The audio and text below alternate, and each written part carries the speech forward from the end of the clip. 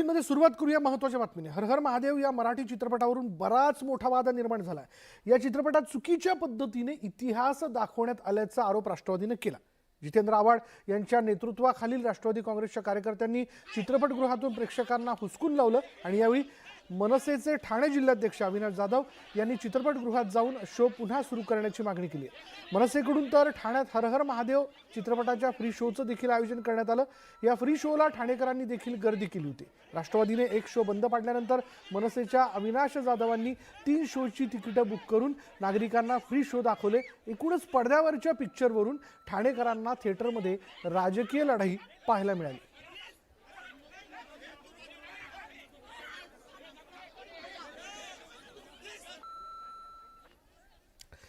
यानंतरची बातमी अशी आहे या सगळ्याच्यात की प्रेक्षकांना मारहाण केल्याप्रकरणी राष्ट्रवादी काँग्रेसचे नेते जितेंद्र आव्हाडांविरोधात गुन्हा दाखल करण्यात आला आहे। सोमवारी हर हर महादेव सिनेमा पाहण्यासाठी आलेल्या प्रेक्षकांना धक्काबुक्की करण्यात आल्याचा आरोप करण्यात आला होता। जितेंद्र आव्हाडांवर गुन्हा दाखल। प्रेक्षकांना मारहाण प्रकरणी कारवाई।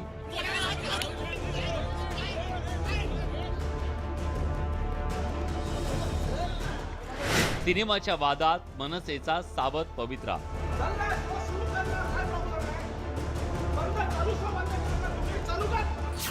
हर हर महादेव सिनेमावरून आता राजकीय हातघाईची लढाई सुरू झाली आहे। राष्ट्रवादी काँग्रेसचे नेते जितेंद्र आव्हाड यांनी सोमवारी रात्री ठाण्यातल्या चित्रपटगृहात जाऊन हर हर महादेव चित्रपटाचा शो बंद पाडला। यावेळी प्रेक्षकांना धक्काबुक्की करण्यात आली। या प्रकरणी प्रेक्षक विजय धुर्वे यांच्या तक्रारीनंतर जितेंद्र आव्हाडांसह 100 कार्यकर्त्यांवर गुन्हा दाखल करण्यात आलाय। पोलीस घटनास्थळी पोहोचले आणि तो शो पुन्हा पूर्ववत सुरू झालेला। त्या संदर्भात आपल्या वर्तकनगर पोलीस स्टेशनमध्ये एक ज्यांना धक्काबुक्की झाली होती त्या शोमध्ये ते परिचित धुर्वे यांनी पोलीस स्टेशनमध्ये येऊन या ठिकाणी गुन्हा दाखल केलेला आहे। त्याप्रमाणे आता पुढची कारवाई करतो। हर हर महादेव सिनेमाच्या टीजरला मनसे अध्यक्ष राज ठाकरेंनी आवाज दिलाय। त्यामुळे या प्रकरणी जाहीर भूमिका न मांडण्याचा आदेश राज ठाकरेंनी आपल्या कार्यकर्त्यांना दिलाय। तसंच याकडे केवळ सिनेमा म्हणून पाहावं अशी भूमिका मनसेने घेतली आहे। तर भाजपनेही जितेंद्र आव्हाड यांच्यावर सडकून टीका केली आहे। कायदा हातात घेण्याचा अधिकार तुम्हाला कुणी दिला? म्हणजे सत्तेच्या काळात पोलीस कर्मचाऱ्याला घरी बोलावून केलेली मारहाण अजूनही महाराष्ट्र विसरला नाही। कायदा हातात घेण्याचा अधिकार ना नेत्याला आहे ना अभिनेत्याला आहे, कुणालाच नाही। लोकशाही मार्गाने तुम्ही तुमचे आक्षेप नोंदवा। जितेंद्र आव्हाडांवर गुन्हा दाखल झाल्यानंतर त्यांनी एक फेसबुक पोस्ट केली। तसंच या सिनेमाच्या माध्यमातून इतिहासाचा विपर्यास केला गेल्याचा आरोप केलाय। छत्रपती शिवाजी महाराज विरुद्ध बाजीप्रभू देशपांडे हे महाराष्ट्र पचवेल का असा प्रश्न उपस्थित केलाय। खरं तर हर हर महादेव सिनेमाला संभाजीराजे छत्रपती यांनी विरोध केल्यानंतर या सिनेमावरून राजकीय वादाची ठिणगी पडली आहे। आता या वादाला राष्ट्रवादी काँग्रेस विरुद्ध मनसे असं स्वरूप प्राप्त झालंय। Bureau report, news 18 Lokmat. तर भाजप प्रदेशाध्यक्ष चंद्रशेखर बावनकुळेंनी जितेंद्र आव्हाड हे नौटंकीबाज असून आमदारकी धोक्यात आल्याचं वाटल्यामुळे ही नाटकं केल्याची टीका त्यांनी केली आहे।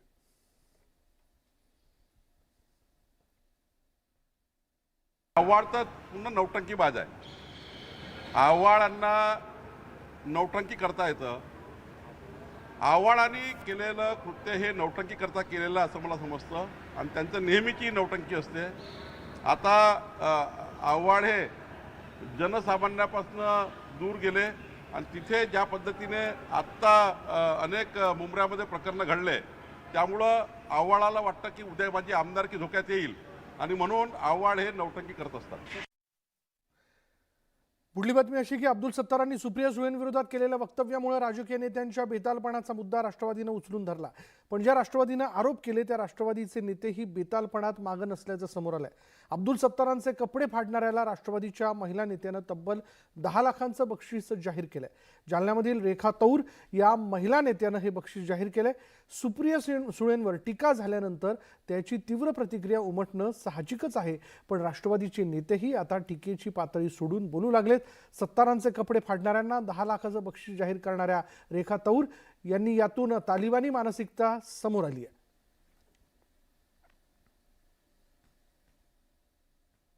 अब्दुल सत्तार जिथं दौऱ्यावर जिथं महाराष्ट्रात फिरतील तिथं त्यांचे कपडे फाडा.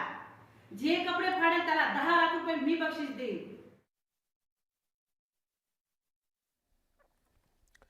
खोक्यांबाबत वारंवार होत असलेल्या आरोपांमुळे अब्दुल सत्तार यांच्या तोंडून वादग्रस्त वक्तव्य केलं गेल्याचं सांगत बाळासाहेबांची शिवसेना पक्षाकडून अब्दुल सत्तारांची अप्रत्यक्षपणे पाठराखण करण्यात आली. बाळासाहेबांचे शिवसेना पक्षाचे प्रवक्ते विजय शिवतारे यांनी ही भूमिका मांडली आहे. दोन्ही बाजूंनी संयम बाळगायला पाहिजे असं मतही शिवतारेंनी व्यक्त केलं. त्याला उत्तर त्याने देताना त्यांचं स्लिप ऑफ टंग झाली, राग आला. 4 महिने किती दिवस सहन करणार तुम्ही? महाराष्ट्राच्या जनतेनं सगळं पाहताय. दररोज उठ सूट संध्याकाळी दुपारी प्रत्येक भाषणामधून प्रत्येक वक्तव्यामधून खोके खोके तुम्ही किती बदनाम करणार? इतक्या प्रतिष्ठित आमदारांना की यांनी बदनामी केली आहे की काही सर्वसामान्य कार्यकर्ते त्या आमदारांकडे जात आहेत, बाबा तुम्हाला 50 खोके मिळाले, मला 50 लाख द्या. आपण बातम्या पाहिली असतील, मला वर्गणी द्या 5 लाख. म्हणजे लोकांमध्ये हा संभ्रम होतोय ना, दिशाभूल होते ना, किती घातक चाललंय. कधीतरी कोणीतरी बोललं पाहिजे. ही ऍक्शनला रिॲक्शन आहे. त्यामुळे तुम्ही मनाला येईल ते बोलत राहा आणि तुम्हाला बाकी आम्ही एकदम सुसंस्कृतपणेच बोललं पाहिजे. कुणाची तोलात तोल जाणारच आहे. मला वाटतं दोन्ही बाजूंनी संयम जर राखला गेला तर निश्चितपणे त्याच्यातून मार्ग निघतील. 50 खोके आणि बोके असं वक्तव्य करणारे अजित पवार, आदित्य ठाकरे आणि सुप्रिया सुळे आता बाळासाहेबांची शिवसेना पक्षाच्या निशाण्यावरती आलेले आहेत. सातत्याने खोक्यांवरून आरोप करणारे अजित पवार, आदित्य ठाकरे आणि सुप्रिया सुळे यांना उद्यापासून मानहानीची नोटीस पाठवण्यात येणार आहे. शिंदेच्या पक्षाचे प्रवक्ते विजय शिवतारे यांनी माहिती दिली. तसंच अब्दुल सत्तार यांनी सुप्रिया सुळेंवर केलेलं वादग्रस्त वक्तव्य म्हणजे ही ॲक्शनला रिॲक्शन होती असंही स्पष्टीकरण शिवतारेंनी दिलं. खोक्यांच्या आरोपांमुळे पातळी घसरली. खोके बोलाल तर कोर्टात खेचणार. बाळासाहेबांची शिवसेना पवार ठाकरेंना नोटिसा बजावणार. अब्दुल सत्तारांच्या वादग्रस्त भाषेमुळे वाद निर्माण झालेला असताना बाळासाहेबांची शिवसेना आक्रमक झाली आहे. आदित्य ठाकरे, अजित पवार आणि सुप्रिया सुळेंनी बाळासाहेबांच्या शिवसेनेतील आमदारांना खोक्यांवरून चिडवलं. विरोधकांनी टीकेची पातळी सोडल्यामुळे सत्तारांनी पलटवार केल्याचा आरोप विजय शिवतारेंनी केलाय. उठ सूट संध्याकाळी दुपारी प्रत्येक भाषणामधून प्रत्येक वक्तव्यामधून खोके खोके तुम्ही किती बदनाम करणार? इतक्या प्रतिष्ठित आमदारांना इतकी यांनी बदनामी केली आहे की काही सर्वसामान्य कार्यकर्ते त्या आमदारांकडे जात आहेत, बाबा तुम्हाला 50 खोके मिळाले, मला 50 लाख द्या. आपण बातम्या पाहिली असतील, मला वर्गणी द्या 5 लाख. म्हणजे लोकांमध्ये हा संभ्रम होतोय ना, दिशाभूल होते ना, किती घातक चाललंय. कधीतरी कोणीतरी बोललं पाहिजे. खोक्यांची भाषा अशीच सुरू राहिल्यास येत्या काळात आदित्य ठाकरे आणि सुप्रिया सुळे यांच्यासह विरोधी पक्षातील नेत्यांना मानहानीच्या नोटिसा बजावणार असल्याचा इशाराही देण्यात आलाय. एखाद्या गोष्टीचा अतिरेक झाल्यानंतर मानसिक तोल ढळला आणि एखाद्याची स्लिप ऑफ टंग झाली, त्यांनी खेद व्यक्त केलेला आहे. त्याच्या बाबतीत हा निर्णय आता झालेला आहे की या तिघांवर या बाबतीतल्या केसेस दाखल केल्या जातील. पुढची वक्तव्य अशा प्रकारची केस जोपर्यंत डिस्पोज ऑफ होत नाही तोपर्यंत यांना अशा प्रकारची वक्तव्य करण्यासाठी पूर्णपणे रोखण्यासाठी कोर्टाकडून तशा प्रकारचे देखील ऑर्डर आम्ही जे रिलीफ मागू त्याच्यामध्ये त्यांनी निश्चितपणे पुरावे द्यावे. खोक्यांच्या आरोपांमुळे कार्यकर्तेही नेत्यांकडे 5-5 लाख रुपये मागत असल्याचं शिवतारे यांचं म्हणणं आहे. सत्तारांचं वक्तव्य म्हणजे ॲक्शनला रिॲक्शन होती अशी बाळासाहेबांच्या शिवसेनेची भूमिका आहे. ही भूमिका पाहता सत्तारांच्या पाठीशी बाळासाहेबांची शिवसेना उभी राहिली असल्याचं स्पष्ट झालंय. उदय जाधव, न्यूज 18 लोकमत, मुंबई. दरम्यान याच नोटीसच्या मुद्द्यावर आदित्य ठाकरेंनी विजय शिवतारेंना प्रत्युत्तर दिलंय. काय म्हणालेत आदित्य ठाकरे पाहूयात. आता मग आम्ही एकूण 50 खोके बोलतो.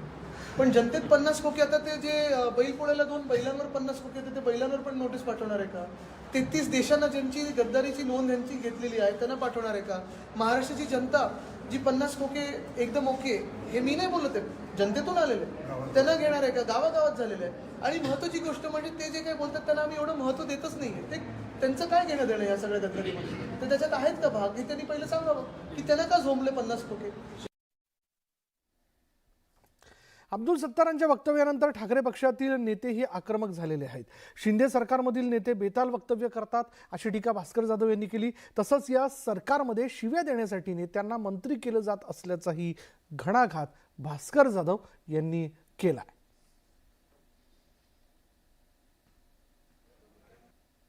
एकनाथ शिंदेच्या गटातले लोक आज ज्या पद्धतीनं भाषा वापरतायत, परंतु तत्पूर्वी भारतीय जनता पार्टीची भाषा सुद्धा विसरून चालणार नाही, लोकांची भाषा विसरून चालणार नाही. त्यामुळं गुण नाही पण वाण लागला. आणि मला असं वाटतं की ज्यांच्या जोडीला जाऊन ते बसलेत, ते बोलत होते काल, ते आज गप्प बसलेत आणि त्यांच्या जोडीला जाऊन जे बसतात त्यांना बोलतं करतात.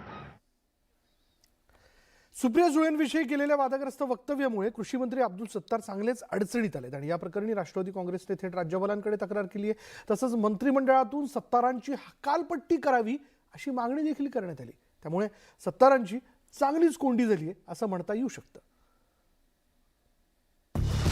सत्तारांच्या राजीनाम्यासाठी राष्ट्रवादी आक्रमक. राष्ट्रवादीच्या नेत्यांची राज्यपालांकडे मागणी. कृषी मंत्री अब्दुल सत्तारांच्या अडचणी वाढणार. त्यांचे डोक्यामध्ये काही परिणाम असेल आणि हे लोकच अशा पद्धतीने बोलतात. राष्ट्रवादी काँग्रेसच्या खासदार सुप्रिया सुळेंविषयी आक्षेपार्ह विधान केल्याप्रकरणी राष्ट्रवादीनं थेट राज्यपालांकडे धाव घेतलेली आहे. कृषी मंत्री अब्दुल सत्तारांची राज्याच्या मंत्रिमंडळातून हकालपट्टी करण्याची मागणी राष्ट्रवादी काँग्रेस नेत्यांनी केली आहे. मंगळवारी राष्ट्रवादी काँग्रेसचे प्रदेशाध्यक्ष जयंत पाटील यांच्या नेतृत्वाखाली एका शिष्टमंडळानं राज्यपाल भगतसिंग कोश्यारींची भेट घेतली. अनेक वेळा त्यांनी अशी वारंवार चुका केलेल्या आहेत आणि महाराष्ट्राच्या मंत्रिमंडळातल्या व्यक्तीने काही मर्यादा सांभाळायच्या असतात. त्या मर्यादांचं वारंवार उल्लंघन हे सदरचे मंत्री करतायत आणि म्हणून त्यांना बडतर्फ करण्यात यावं अशी आम्ही आज राज्यपालांना निवेदनाद्वारे मागणी केली आहे. सत्तारांच्या आक्षेपार्ह विधानावर राष्ट्रवादी काँग्रेसप्रमाणेच शिवसेना उद्धव बाळासाहेब ठाकरे पक्षाचे नेतेही चांगलेच आक्रमक झाल्याचं पाहायला मिळतंय. युवा सेना प्रमुख आदित्य ठाकरेंनीही सत्तारांची मंत्रिमंडळातून हकालपट्टी करण्याची मागणी केली आहे. घाणेरडा प्रकार आहे, गलिच्छ प्रकार आहे. त्यांच्या मनातलं जे काय आहे ते लोकांसमोर आलेलं आहे. 2 महत्वाच्या गोष्टी आहेत. पदमुक्त करणं गरजेचं आहेच. ह्याच्यावर उपमुख्यमंत्री काही जबाबदारी घेणार का? कारण मुख्यमंत्र्यांकडून अपेक्षा नाहीये. दुसरी गोष्ट म्हणजे राष्ट्रीय महिला आयोग, त्यांच्याकडे देखील आता लक्ष लागलेलं आहे की ते काय कारवाई करतायत. कारण नुसतं राजकीय नोटीस पाठवून चालणार नाही. खरं जर महिला सुरक्षा आपल्याला महत्वाची असेल तर लगेच त्यांच्यावर कारवाई झाली पाहिजे. एकीकडे अब्दुल सत्तारांच्या वादावर विरोधकांनी आक्रमक भूमिका घेतलेली आहे, तर दुसरीकडे सत्ताधाऱ्यांनीही हात झटकलेत. कोणीही महिलांबद्दल अपशब्द काढू नये, ते अतिशय चुकीचं आहे आणि आम्ही तरी त्याचा विरोधच करू.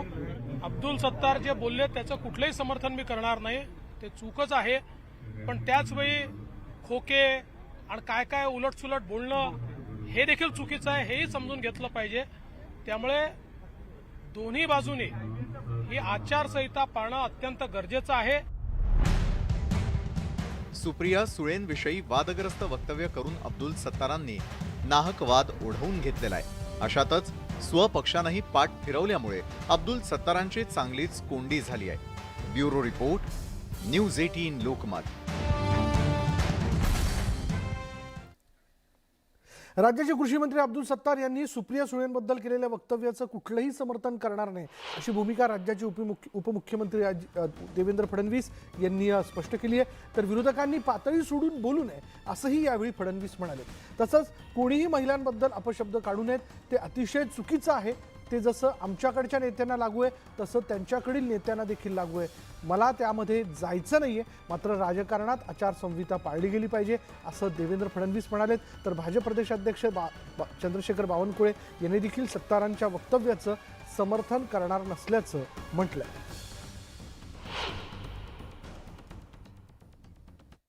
कोणीही महिलांबद्दल अपशब्द काढू नये, ते अतिशय चुकीचं आहे आणि आम्ही तरी त्याचा विरोधच करू.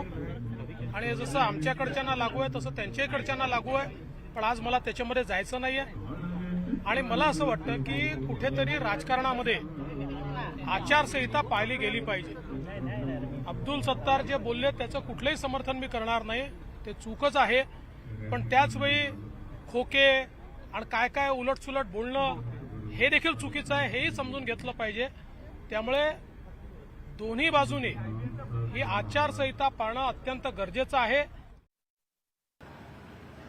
सरकारमधले मंत्री महोदयांनी आक्षेपार्ह कुणावरही टीका टिप्पणी करू नये. साधारण या गोष्टी पाळल्या गेल्या पाहिजे. तर मुख्यमंत्री या प्रकरणात लक्ष घालतील अशी अपेक्षा आहे. महाविकास आघाडी सरकारच्या काळात सुद्धा आम्ही सांगायचो की महिलाबद्दल आक्षेपार्ह विधाने करू नका.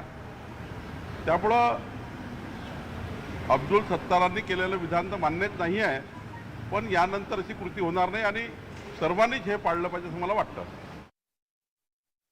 एकाने गाय मारली म्हणून दुसऱ्याने वासरू मारायचं नसतं. मी ते सुरुवातीलाच म्हटलं की महाराष्ट्रातली राजकीय संस्कृती या विषयावर सर्वसामान्य माणूस चिंतित आहे आणि सगळ्या पक्षाच्या नेत्यांनी एकत्र बसून याची आचारसंहिता डूज अँड डोंट्स करावे न करावे हे लिहून काढणं आणि व्यवहारात येईल याचं त्या पक्षाच्या नेत्याने पाहणं हे आवश्यक झालेलं आहे. गेल्या काही दिवसात राज्यातील नेत्यांच्या वादग्रस्त वक्तव्यांची जणू मालिकाच सुरू असल्याचं पाहायला मिळतंय. अब्दुल सत्तारांनी सुप्रिया सुळे यांच्याविषयी केलेल्या वादग्रस्त वक्तव्यामुळे राजकीय वातावरण ढवळून निघालं. मात्र यापूर्वीही काही नेत्यांकडून अशाच प्रकारची वक्तव्य केली गेली असून हा राजकीय शिमगा कधी थांबणार असा प्रश्न जनतेला पडलाय. राज्यातील नेत्यांची बेलगाम वक्तव्य. जे आम्हाला खोकेच्या बद्दल बदनाम करण्याचा प्रयत्न करतील त्यांचे डोक्यामध्ये काही परिणाम असेल आणि हे लोकच अशा पद्धतीने बोलतात. आक्षेपार्ह वक्तव्यामुळे राजकीय वाद. नटीची गरज होती त्याप्रमाणे पिक्चराला एखाद्या ॲक्टरची गरज असते, त्या पद्धतीने आता यांनी आमच्या पिक्चरमध्ये ह्या बाईला आणलं. बेताल वक्तव्यांवर लगाम कधी. सुप्रिया सुळेंविषयी वादग्रस्त वक्तव्य केल्यानं कृषी मंत्री अब्दुल सत्तारांवर चहूबाजूंनी टीकेची झोड उठली आहे. विरोधकांनी सत्तारांच्या राजीनाम्याची मागणी केली आहे. सत्तारांच्या वक्तव्यावरून राजकीय वातावरण तापलंय. पण गेल्या काही दिवसातील राजकीय नेत्यांच्या वक्तव्यावर नजर टाकल्यास असे प्रकार वाढल्याचं पाहायला मिळतंय. विशेषतः राज्यातील सत्तांतरानंतर सत्ताधारी आणि विरोधकांमध्ये राजकीय संघर्ष पेटलाय. या वादात काही नेत्यांकडून पातळी सोडून टीका केली जात असल्याचं पाहायला मिळतंय. काही दिवसांपूर्वी पाणी पुरवठा मंत्री गुलाबराव पाटील यांनी शिवसेना उद्धव बाळासाहेब ठाकरे पक्षाच्या नेत्या सुषमा अंधारेंवर अशाच प्रकारची टीका केली होती. कुठंच पिक्चरांचा चालला नाही, म्हणून आता यांनाही नटीची गरज होती. ज्याप्रमाणे पिक्चराला एखाद्या ॲक्टरची गरज असते, त्याप्रमाणे एखादी बाई पाहिजे असते पिक्चरमध्ये, त्या पद्धतीने आता यांनी आमच्या पिक्चरमध्ये ह्या बाईला आणलं. आणि ह्या बाईनी ज्या देवतांना शिव्या दिल्या, बाळासाहेबांच्या हातात तलवार दिली तर बाळासाहेबांचे हात थरथर कापतील. उद्धवजी तुम्ही खाली उभं राहा आणि तुमच्या आदित्याला वरती गोविंदा तयार करा, त्यांना ही बाई चालते आहे. याच्यासारखं मला तरी वाटत की कुठलं घाण काम होऊ शकेल. सुषमा अंधारे यांनी गुलाबराव पाटलांच्या बालेकिल्ल्यात जाऊन त्यांना आव्हान दिलं. त्यावरून या दोन्ही नेत्यांमध्ये वाकयुद्ध रंगलं. गुलाबराव पाटलांनी पातळी सोडून टीका केली. आता या प्रकरणी सुषमा अंधारे यांनी गुलाबराव पाटलांवर कारवाई करण्याची मागणी केली आहे. गुलाबराव पाटील असतील, अब्दुल सत्तार असतील, ही मंडळी सातत्यानं महिला राजकारणी असणाऱ्या नेत्यांना टार्गेट करून ठरवून जे त्यांच्यावरती अशा अश्लाघ्य टीका करत आहेत, यांना चाप बसण्यासाठी तरी आता कारवाई होणं गरजेचं आहे. सत्ताधाऱ्यांमध्ये बेताल वक्तव्य करणाऱ्या नेत्यांची यादी इथं संपत नाही. शिंदे समर्थक आणि माजी मंत्री रामदास कदमांनी ठाकरे कुटुंबाविरोधात जोरदार आघाडी उघडली आहे. महिनाभरापूर्वी दापोलीत एका जाहीर सभेत बोलताना त्यांनी उद्धव ठाकरेंच्या पत्नी रश्मी ठाकरेंविषयी वादग्रस्त वक्तव्य केलं होतं. या प्रकरणी चहूबाजूने टीका झाल्यानंतर रामदास कदमांनी माफी मागितली. आणि तेव्हा देखील रश्मी यांना वाटत असेल की त्यांचा अवमान झाला, आपण त्यांच्याबद्दल खूप वाईट बोललो, मी त्यांची भीती व्यक्त करतो, मला काही अडचण नाही. शिवसेनेतील बंडानंतर सुरू झालेल्या राजकीय संघर्षात सत्ताधारी नेत्यांमध्ये वादग्रस्त वक्तव्य करण्याची जणू स्पर्धाच लागल्याचं पाहायला मिळतंय. मात्र आपल्या नेत्यांची ही बेलगाम वक्तव्य मुख्यमंत्र्यांची मात्र डोकेदुखी ठरत आहे. Bureau report, news 18 Lokmat. Pune मुंबईत बाळासाहेबांच्या शिवसेनेनं आता युवा सेनेला तडाखा दिलाय. खासदार डॉक्टर श्रीकांत शिंदे आणि किरण यांनी ऑपरेशन पूर्व विदर्भ युवा सेना यशस्वी केलंय. युवा सेनेचे जिल्हा प्रमुख आणि महत्त्वाच्या पदाधिकाऱ्यांनी बाळासाहेबांच्या शिवसेनेत प्रवेश केला. युवा सेनेच्या पदाधिकाऱ्यांनी आदित्य ठाकरेंनाच आव्हान दिलंय आणि त्यामुळे आदित्य ठाकरेंची वाटचाल अधिकच बिकट झाली आहे. ऑपरेशन पूर्व विदर्भ युवा सेना.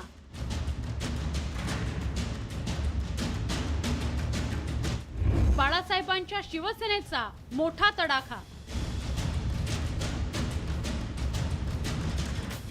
श्रीकांत शिंदेंचं ऑपरेशन यशस्वी. युवा सेनेचं आदित्य ठाकरेंना आव्हान.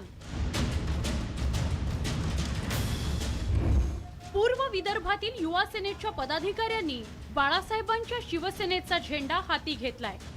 खासदार डॉक्टर श्रीकांत शिंदे आणि मुख्यमंत्र्यांचे विश्वासू असलेले किरण पांडव यांनी ऑपरेशन पूर्व विदर्भ युवा सेना यशस्वी केलंय. त्यामुळे नागपूर, वर्धा, भंडारा, गोंदिया, चंद्रपूर, गडचिरोली या जिल्ह्यातील युवा सेनेला मोठा धक्का बसलाय. युवा सेनेचे 7 जिल्हा प्रमुख आणि इतर पदाधिकाऱ्यांनी युवा सेनेला जय महाराष्ट्र केलाय. युवा सेनेच्या पदाधिकाऱ्यांना आतापर्यंत फक्त राबवण्यात आलं. मात्र हे चित्र बदलणार असल्याचं श्रीकांत शिंदे म्हणाले. युवा सेनेचे प्रमुख पदाधिकारी जे आहेत त्यांनी आज माननीय मुख्यमंत्री एकनाथजी शिंदे साहेबांच्या नेतृत्वाखाली जे ते या ठिकाणी प्रवेश केलेला आहे. गेले अनेक वर्ष जे आहेत हे पदाधिकारी त्या ठिकाणी काम करत आहेत. पण कुठे ना कुठेतरी बाबा युवा सेनेचा आणि युवा सैनिकांचा फक्त वापर जो आहे हा सभेपुरता, रॅलीपुरता, बाईक रॅलीपुरता ह्याच्यासाठीच गेले अनेक वर्ष जे आहेत हे पिछाडे पदाधिकारी जे आहेत हे राबलेले आहेत. राज्य सरकार वेगानं विकासाची कामं करत आहे. त्यामुळे सरकार आणि मुख्यमंत्री एकनाथ शिंदेंवर विश्वास ठेवून मोठ्या संख्येनं पक्षात प्रवेश होत असल्याची माहिती श्रीकांत शिंदेंनी दिली. हे तर मेन पदाधिकारी आहेत. येणाऱ्या काळामध्ये भरपूर असे पदाधिकारी, हे फक्त आपण वरचे पदाधिकारी या ठिकाणी आज प्रवेश करून घेतलेत, तर येणाऱ्या काळामध्ये जे आहेत ते अनेक पदाधिकारी जे आहेत हे प्रवेश करतील आणि त्यांना जे अपेक्षित आहे काम ते नक्कीच या सरकारच्या माध्यमाने आम्ही करणार आहोत. युवा सेनेचे प्रमुख असलेले आदित्य ठाकरे सध्या राज्याचा दौरा करतायत. बांधावर जाऊन आदित्य ठाकरे शेतकऱ्यांच्या भेटी घेत आहेत. मात्र त्यांच्या युवा सेनेतील पदाधिकारी बाळासाहेबांच्या शिवसेनेच्या बांधावर जात आहेत. तर 2-4 पदाधिकाऱ्यांमुळे कोणताही फरक पडणार नसल्याची प्रतिक्रिया युवा सेनेकडून व्यक्त करण्यात आली आहे. मला वाटतं 3 ते 4 लोकांनी याआधी गेल्या महिन्यातच आम्हाला त्यांचे राजीनामे दिले होते आणि ते त्याच दिवशी खरं तर शिंदे गटात सामील देखील झाले होते. पण आज एक इव्हेंट करायचा म्हणून या सगळ्यांना एकत्र घेऊन कदाचित मुख्यमंत्र्यांकडनं काही बक्षीस वगैरे मिळेल म्हणून असा एक गट तयार करून त्यांना आज तिकडे सामील केलं जाते. पण विदर्भात आमचं संघटन हे अतिशय मजबूत आहे. आपल्याला कल्पना असेल गेल्या 6 महिन्यामध्ये मी कमीत कमी 10 ते 12 वेळा विदर्भाच्या दौऱ्यावर गेलो आहे. प्रत्येक जिल्ह्यात गेलेलो आहे. राज्यात लवकरच महापालिका निवडणुका होणार आहेत. अशा वेळी बाळासाहेबांच्या शिवसेनेनं युवा सेनेवर लक्ष केंद्रित केल्याचं स्पष्ट होत आहे. त्यामुळे शिवसेना उद्धव बाळासाहेब ठाकरे पक्षासमोर मोठं आव्हान निर्माण झालंय.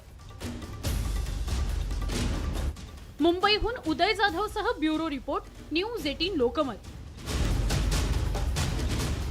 तर दिवसभराच्या बातम्यांमध्ये बघूयात, मुख्यमंत्री एकनाथ शिंदे आणि उपमुख्यमंत्री देवेंद्र फडणवीस सरकारने मंत्र्यांच्या सुरक्षेबाबत मोठा निर्णय घेतला. बघा हा निर्णय काय, राज्याच्या गृह विभागाने 6 मंत्र्यांना Y+सह दर्जाच्या सुरक्षेसह एस्कॉर्ट कॅटेगरीची सुविधा पुरवली आहे. आदिवासी विकास मंत्री विजयकुमार गावित, ग्रामविकास मंत्री गिरीश महाजन, कामगार मंत्री सुरेश खाडे, बांधकाम मंत्री रवींद्र चव्हाण, सहकार मंत्री अतुल सावे आणि महिला बालकल्याण मंत्री मंगलप्रभात लोढा यांच्या सुरक्षेत वाढ झाली आहे. सरकारच्या या निर्णयावर आता विरोधक काय भूमिका मांडतात हे पाहणं महत्त्वाचं ठरेल.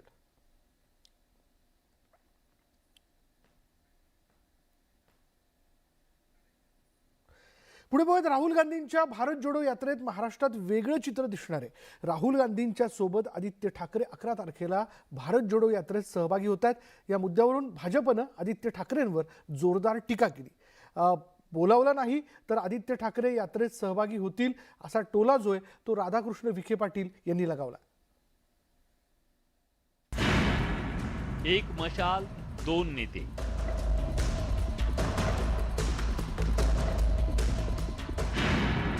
भारत जोडो यात्रेत आदित्य ठाकरे.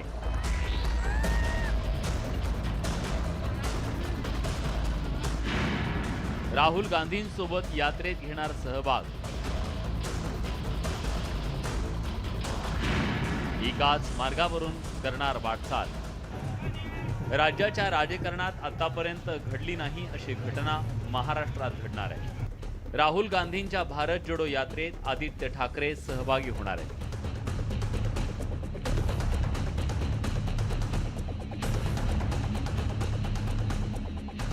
काँग्रेसच्या यात्रेत शिवसेना उद्धव बाळासाहेब ठाकरे गटाची मशाल पाहायला मिळणार आहे. काँग्रेसनं राष्ट्रवादी काँग्रेस आणि शिवसेना उद्धव बाळासाहेब ठाकरे गटाला भारत जोडोत सहभागी होण्याचं निमंत्रण दिलं होतं. शरद पवारांनी या यात्रेत सहभागी होणार असल्याचं आधी स्पष्ट केलंय, तर आदित्य ठाकरेंनी भारत जोडोत सहभागी होणार असल्याची माहिती दिली. एकीकडे तुमचा दौरा सुरू आहे, दुसरीकडे राहुल गांधींचा दौरा सुरू आहे. त्यांच्या भारत जोडो यात्रेला तुम्ही, मला वाटतं मी 11 तारखेच्या आसपास त्यांच्यासोबत जाणार आहे.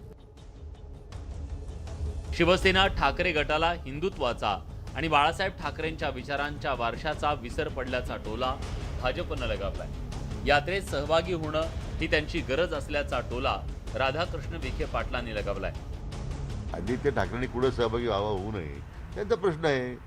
ते काही फार आदित्य ठाकरे सहभागी होणं म्हणजे काही फार मोठी उपलब्धी नाही आहे. असं की शेवटी एखाद्या संघटनेचा माणूस काम करतो, त्यांनी आता महाराष्ट्रात त्यांनी एकत्र नांदाचं ठरवलंच आहे ना. त्यांचं जरी जमत नसलं तरी आमचा काँग्रेस शिवसेना आमची नैसर्गिक मित्र नाही आहे हे काँग्रेस नेते सांगतात, तरी हे जाणार तिथे. राजकीय पक्ष स्वबळावर स्वतःचा पक्ष वाढवण्यासाठी प्रयत्न करत असतात. आंदोलनं, यात्रांच्या माध्यमातून मतदारांपर्यंत पोहोचण्याचा प्रयत्न केला जातो. असं असलं तरी एका पक्षाच्या यात्रेत दुसऱ्या पक्षाची मशाल पेटवली जात नाही. मात्र राज्याच्या राजकारणात सध्याची गणितं पाहता महाविकास आघाडीनं एकत्रितपणे भारत जोडोसह मविया जोडो यात्रा सुरू केली आहे आणि त्यामुळेच राहुल गांधींच्या सोबत आदित्य ठाकरे यात्रेतून मार्गक्रमण करताना दिसणार आहे. Bureau report, news 18 Lokmat. महाराष्ट्रात भारत जोडो यात्रा सुरू करण्यापूर्वी काँग्रेसचे माजी अध्यक्ष राहुल गांधी गुरुद्वारात पोहोचले. गुरु नानक जयंतीनिमित्त त्यांनी नांदेड जिल्ह्यातील गुरुद्वारा यादगार बाबा जोरावर सिंग फतेज सिंग जी इथे पोहोचून प्रार्थना केली. यावेळी राहुल गांधी शिखांच्या पारंपरिक वेशात दिसले. यावेळी राहुल गांधींनी भगवा फेटाही परिधान केला होता आणि त्यानंतर संध्याकाळी यात्रा संपल्यानंतर राहुल गांधी कपाळाला भस्म आणि टिळा लावलेले पाहायला मिळाले. 3600 किलोमीटर की यात्रा है. तमिलनाडु में कन्याकुमारी में शुरू किया, 60 दिन हो गए हैं. मैं आपको बता रहा हूं, ऐसा लग रहा है कि आज सुबह हमने शुरुआत की. अजीब सी बात है.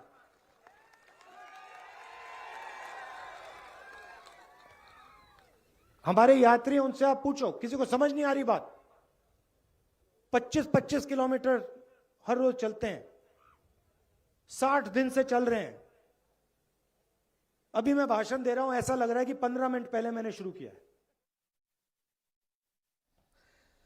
मध्य प्रदेश दौऱ्यावर असलेल्या केंद्रीय मंत्री नितीन गडकरी यांनी खराब रस्त्यांबद्दल जनतेची माफी मागितली. 400 कोटी रुपये खर्चून बारेला ते मांडला या दरम्यान बांधण्यात येत असलेल्या 63 किलोमीटरच्या 2 लेन रस्त्यावरील कामाबाबत मी समाधानी नाही असं गडकरींनी म्हटलंय. त्याचबरोबर प्रलंबित असलेल्या रस्त्याच्या कामाला स्थगिती देत जुनं काम दुरुस्त करून आणि नवीन निविदा मागवत हा रस्ता लवकरात लवकर पूर्ण करण्याचे आदेशही गडकरींनी दिलेत.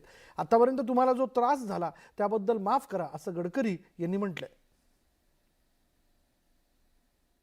आपका जो मंडला से जबलपुर रोड है उसमें बरेला से मंडला ये 400 करोड़ का 63 किलोमीटर 2 लेन पेव शोल्डर का जो काम हो रहा है उससे मैं संतुष्ट नहीं हूं. अब प्रॉब्लम यह है बहुत सी दिक्कतें आई है और बहुत सी बार आपको तकलीफ हो रही है. आज मैं यहाँ आने के पहले ही मेरी अधिकारियों से बातचीत हुई है. उसको जितना काम बाकी है उससे म्यूचुअल कंसेंट से बात करके वो सस्पेंड कर दो, पुराने काम को रिपेयर करो, नया टेंडर निकालो और जल्दी ये रोड अच्छा पूरा करके दो, ये मैंने उनको आदेश दिया. अभी तक इसके लिए आपको जो तकलीफ हुई है उसके लिए मैं क्षमा मांगता हूं. केंद्रीय क्रीडा मंत्री अनुराग ठाकूर सध्या हिमाचल प्रदेश विधानसभा निवडणुकीच्या प्रचारात व्यस्त आहेत. दरम्यान केंद्रीय मंत्री हिमाचल रोड ट्रान्सपोर्ट कॉर्पोरेशन इथे बसला धक्का देत असल्याचा व्हिडिओ देखील समोर आला. बिलासपूरमध्ये एका रस्त्यावर HRTCची बस बंद पडली होती आणि या बसला काही लोक ढकलत होते. यावेळी तिथे पोहोचलेल्या अनुराग ठाकूरांनी देखील इतरांसह या बसला धक्का दिला. पुढे बघूयात. सलग 2 वर्ष कोरोना संकटामुळे बंद पडलेल्या घोडे बाजाराची सुरुवात अकलूजमधून झाली आहे. अश्वांचे अनोखे नखरे आणि ऐट पुन्हा अकलूजच्या घोडे बाजारात पाहायला मिळते. अकलूज घोडे बाजारात 68 इंच उंच आणि धिप्पाड असा सलमान सध्या सर्वांच्या आकर्षणाचं केंद्र बनला आहे. देशातील सर्वात मोठा अश्व म्हणून चॅम्पियनशिप जिंकणारा 6 वर्षाच्या हत्ती घोड्याचा हा बछडा असून केवळ 2 वर्षाच्या मानाने देशातील हा सर्वात मोठा बछडा म्हणून ओळखला जातो. पंजाब जातीच्या या सलमानची किंमत आत्ताच 51 लाख रुपये असून याला पाहण्यासाठी भले भले अश्वशौकीन येऊन जातात. पंजाब जातीचे वडील आणि मारवाड जातीची आई असलेल्या या सलमानच्या अंगावर अनेक सुलक्षण असल्याचं अश्वमालक सांगतात. खासियत 68 इंच हाइट है. इसका बाप है हाथी जो हिंदुस्तान चैंपियन है, वो है इसका बाप. तो इसकी जो खूबसूरती है, इसकी दैनी आँख पर काजल है. जब माँ का जन्म बच्चा देता है तो वो लगा देती है काजल, वो दैने में लगाती है. नीचे होंठ के नीचे है तिल का निशान है. इसके 2 मन भौरी है. और इसकी खूबसूरती क्या है कि आप किसी को बच्चे को चढ़ाने कुछ नहीं बोलता है. ये किधर से भी छू सकते हैं, ये लात नहीं मार सकता कभी जीवन में भी. इसका नाम सलमान है. नंतर बघूयात. हलाल सर्टिफिकेशन विरोधात हिंदुत्ववादी संघटना आक्रमक झाल्यात. भारतात हलाल सर्टिफिकेट 6 मुस्लिम NGOज कडनं दिलं जातं. हे हलाल सर्टिफिकेशन म्हणजे लूट असल्याचा आरोप हिंदू जनजागरण समितीने केला. जगातील 57 मुस्लिम देशांमध्ये खाद्यपदार्थ निर्यात करताना हलाल सर्टिफिकेशन मागितलं जातं आणि हे सर्टिफिकेशन देणाऱ्या 6 मुस्लिम NGO आहेत. त्या खाद्यपदार्थ उत्पादक कंपनीकडून सर्टिफिकेशनसाठी वर्षाला 47,000 रुपये उकळत असल्याचा आरोप करण्यात आला आणि या NGOज पैकी काही NGOजवर टेरर फंडिंगचा देखील आरोप आहे. हिंदू जनजागरण समिती येत्या काळात हलाल सर्टिफिकेशन विरोधात रस्त्यावर उतरून आंदोलन करणार आहे. हा विषय केवळ मटण आणि मांस यांच्यापुरता मर्यादित नसून सध्या भारतामध्ये 6 मुस्लिम NGOज आज 57 मुस्लिम देशांमध्ये तुम्हाला काहीही एक्सपोर्ट करायचं असेल कुठलीही उत्पादनं तर त्या उत्पादनांना तुम्हाला हलालचं सर्टिफिकेट अनिवार्य केलेलं आहे. देणाऱ्या 6 संघटना मुस्लिम आहेत. कुठल्याही प्रकारची सरकारची परवानगी नाहीये. याचा एकही पैसा सरकारला जात नाही, ना स्टेट गव्हर्नमेंटला जातो ना सेंट्रल गव्हर्नमेंटला. आणि मुळात सरकारचं प्रमाणित करणाऱ्या किंवा मानांकन देणाऱ्या FSSAI आहे, FDA आहे, ISO आहे, ISI आहे अशा एजन्सीज असताना, अशा आस्थापना असताना कुठल्याही खाजगी संस्थेने हे सर्टिफिकेट का द्यावं? बरं, या सर्टिफिकेटच्या माध्यमातून जो पैसा उकळला जातो आहे, एक प्रकारचा जिजिया करच लादला जातो आहे. एखाद्या कंपनीला जर हे हलाल सर्टिफिकेट 57 मुस्लिम देशांमध्ये उत्पादन पाठवण्यासाठी एक्सपोर्ट करण्यासाठी घ्यायचं असेल तर कंपनीचं रजिस्ट्रेशन करावं लागतं. त्याला सुरुवातीला एक 22,500 रुपये प्लस GST द्यावा लागतो. उत्पादनावर छापण्यासाठी तुम्हाला परत 25,000 रुपये द्यावे लागतात. जवळजवळ 47,000 रुपये एका उत्पादनाला द्यावे लागतात. प्रत्येक वर्षी रिन्युवेशन करायला लागतं. त्याच्या परत 20-22 हजार वेगळे. हा उठाठेव कशासाठीही? आज सरकारची एजन्सीज असताना हे आवश्यक आहे का? अजिबात आवश्यक नाहीये. आणि याची एक मोनो पॉलिसी तयार केली जाते आणि केवळ मुस्लिम देशांमध्येच नव्हे तर हा सर्टिफिकेट भारतामध्ये सुद्धा काही कंपन्यांनी घेतलेले. आज पुढे पाहूया T20 विश्वचषक स्पर्धा आता अंतिम टप्प्यात पोहोचली आहे. आपापल्या संघासाठी एक्स फॅक्टर ठरले 4 खेळाडू. हे 4 खेळाडूच आता सेमीफायनलमध्ये धमाका करण्याची शक्यता आहे. एक नजर टाकूयात या मॅच विनर्सच्या कामगिरीवर. T20 विश्वचषकामध्ये सध्या चुरस अधिक वाढलेली आहे. भारत, पाकिस्तान, इंग्लंड आणि न्यूझीलंडनं इतर संघांना मागे टाकत उपांत्य फेरीमध्ये धडक मारली आहे. आता या 4ही संघांमध्ये चुरशीची लढत पाहण्यासाठी सर्वच आतुर झालेले आहेत. आता या सामन्यांमध्ये प्रत्येक संघाचा एक्स फॅक्टर कोण असू शकतो, ज्यांच्या कामगिरीच्या जोरावरती संघ अंतिम फेरीत धडक मारू शकेल. टाकूयात या मॅच विनर्सच्या कामगिरीवर एक दृष्टिक्षेप. आपल्या अप्रतिम फटकेबाजीनं क्रिकेट जगताला चकित करणारा सूर्यकुमार यादव या विश्वचषक स्पर्धेतील सर्वात मोठा खेळाडू ठरलाय.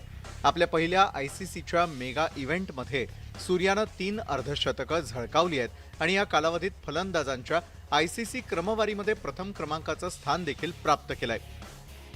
तर सूर्यकुमार यादव यानं आतापर्यंत 5 सामने खेळलेत. एकूण धावा केल्या आहेत 225. सर्वाधिक धावसंख्या आहे 68 धावा.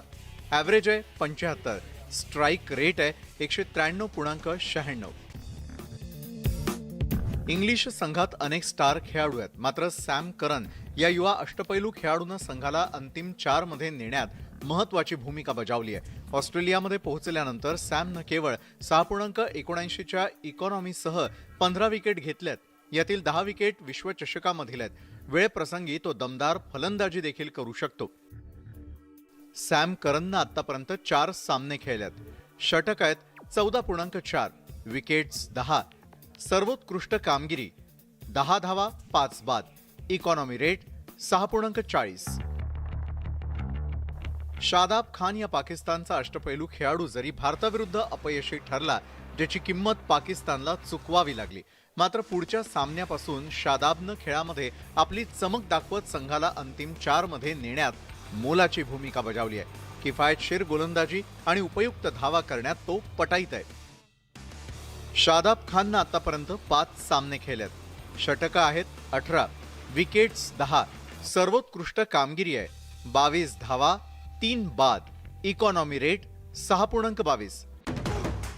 काही चेंडूतच सामन्याची दिशा बदलणाऱ्या न्यूझीलंडच्या ग्लेन फिलिप्स यामधल्या फळीतील फलंदाजानं श्रीलंकेविरुद्ध धडाकेबाज शतक झळकावून विरोधी संघांची पार दाणादाण उडवून दिली होती. पुढच्या सामन्यातही फिलिप्सनं इंग्लंडविरुद्ध अवघ्या 25 चेंडूत अर्धशतक ठोकलं होतं. उपांत्य फेरीतही फिलिप्स धमाकेदार फलंदाजीनं प्रतिस्पर्धी संघातील गोलंदाजांची लय बिघडवू शकतो. ग्लेन फिलिप्स सामने खेळले 4, एकूण धावा 195. सर्वाधिक धावसंख्या 104 धावा. ॲव्हरेज आहे 48.75. स्ट्राईक रेट आहे 163.86. सूर्यकुमार यादव, शादाब खान, सॅम करन आणि ग्लेन फिलिप्स या एक्स फॅक्टर खेळाडूंच्या कामगिरीकडे त्यांच्या संघातील सहकाऱ्यांसह चाहत्यांचंही लक्ष लागलंय. त्यामुळे बुधवारपासून सुरू होणाऱ्या उपांत्य सामन्यांपासून याची प्रचिती येईल. Bureau report, news 18 Lokmat. पुढे बघत भारताचा कर्णधार रोहित शर्माच्या उजव्या हाताला मार लागल्याची माहिती आहे. इंग्लंड विरुद्धच्या उपांत्य फेरीच्या सामन्यापूर्वी ॲडलेडमध्ये सराव सत्रादरम्यान त्याच्या हाताला दुखापत झाली आणि या बातमीनंतर टीम इंडियासह चाहत्यांमध्ये चिंतेचं वातावरण होतं. मात्र थोड्याच वेळापूर्वी रोहित शर्मा पुन्हा एकदा सरावासाठी मैदानात उतरला. त्यामुळे त्याच्या हाताला झालेली दुखापत जास्त गंभीर नसल्याचं समजतं.